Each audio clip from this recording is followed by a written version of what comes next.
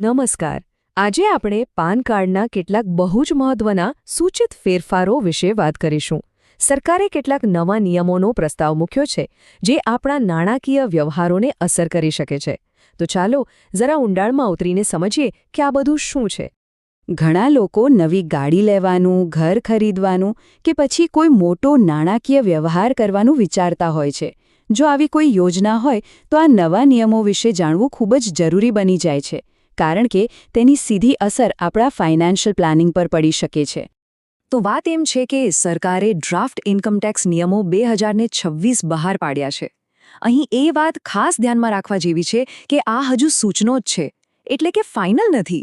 પણ જો બધું બરાબર રહ્યું તો 1 એપ્રિલ 2026થી આ નવા નિયમો લાગુ થઈ શકે છે. તો ચાલો સૌથી પહેલા એ વાત કરીએ જે આપણા બધાના રોજના જીવન સાથે જોડાયેલી છે.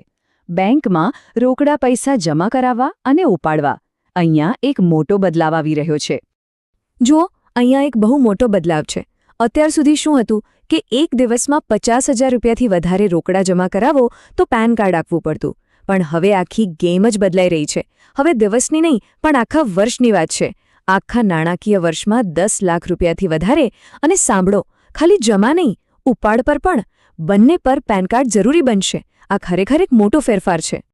હા, આ આંકડો બરાબર મગજમાં બેસાડી દેવા જેવો છે. 10 લાખ રૂપિયા આખા નાણાકીય વર્ષ માટે.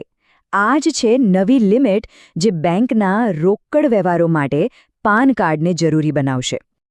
સારું, રોકડની વાત તો થઈ ગઈ, પણ હવે વાત કરીએ એ મોટી મોટી ખરીદીઓની જેનું આપણે બધા પ્લાનિંગ કરતા હોઈએ છીએ, જેમ કે ગાડી, ઘર કે પછી કોઈ મોટી પાર્ટીનું બિલ. ચાલો જોઈએ ત્યાં શું બદલાયું છે.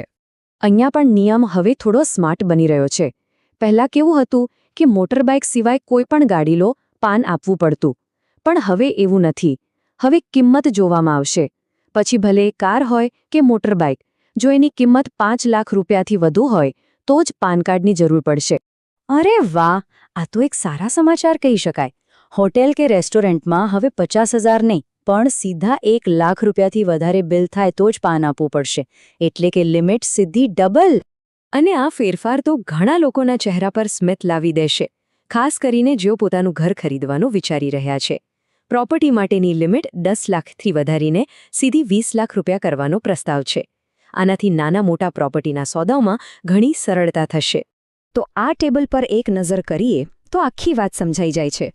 ગાડી, હોટલ, પ્રોપર્ટી ત્રણેયમાં લિમિટ વધારી દેવામાં આવી છે.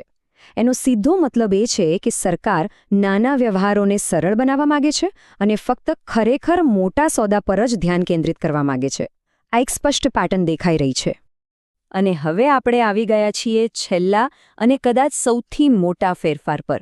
આ વીમા ક્ષેત્ર સાથે જોડાયેલો છે. અને અહીંયા વાત કોઈ રકમની નથી, પણ નિયમ કેટલો વ્યાપક બનશે એની છે. આ ફેરફારને બરાબર સમજવા જેવો છે. અત્યાર સુધી શું હતું? જો વીમાનું પ્રીમિયમ વર્ષે 50,000 રૂપિયાથી વધી જાય તો જ પાનની જરૂર પડતી. પણ હવે પ્રસ્તાવ એવો છે કે જો વીમા કંપની સાથે કોઈ પણ પ્રકારનો, હું ફરીથી કહું છું, કોઈ પણ પ્રકારનો ખાતા આધારિત સંબંધ હોય તો પેન કાર્ડ આપવું જ પડશે, પ્રીમિયમની રકમ ભલે ગમે તેટલી હોય. આ ફેરફાર કેટલો મોટો છે એનો અંદાજ આ વાક્ય પરથી લગાવી શકાય છે. મૂળ લેખમાં પણ કહેવાયું છે કે આ જરૂરિયાતના વ્યાપને નાટકીય રીતે વિસ્તૃત કરવામાં આવ્યો છે. મતલબ કે હવે વીમા કંપની સાથેના લગભગ બધા જ સંબંધો પેન કાર્ડના દાયરામાં આવી જશે. તો આ બધા ફેરફારોને ભેગા કરીએ તો આખું ચિત્ર કેવું દેખાય છે? એક સામાન્ય નાગરિક માટે આનો શું મતલબ છે? ચાલો સમજીએ. ટૂંકમાં કહીએ તો એક બાજુ રોકડ વ્યવહારો માટે વાર્ષિક 10 લાખની મોટી લિમિટ મળી રહી છે, વાહનો માટે 5 લાખથી ઉપર, હોટેલ માટે 1 લાખથી ઉપર અને પ્રોપર્ટી માટે 20 લાખથી ઉપરના સોદા પર જ પેન જોઈશે. એટલે કે નાના વ્યવહારોમાં રાહત.